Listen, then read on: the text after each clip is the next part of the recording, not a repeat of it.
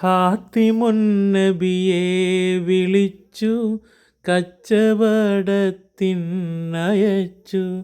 കണ്ട നേരം കൽബിനുള്ളിൽ മോഹമുദിച്ചു.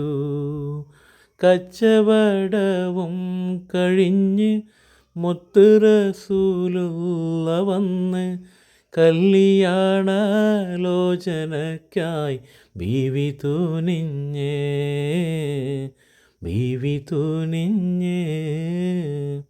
മാണിക്യമലരായ പൂവി മഹദിയാം ഖദീജ ബീവി മക്കയെന്ന പുണ്യനാട്ടിൽ വിലസിടും നാരി.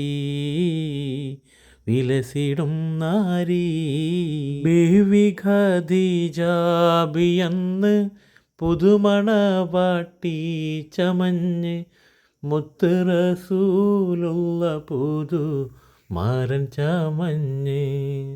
മന്നവൻ്റെ കൽപ്പനയാൽ മംഗല്യനാളും പുലർന്നു.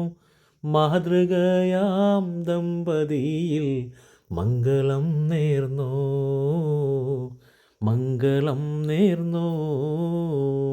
മാണിക്യമലരായ പൂവി മഹദിയാം ഖദീജ ബീവി മക്കയെന്ന പുണ്യനാട്ടിൽ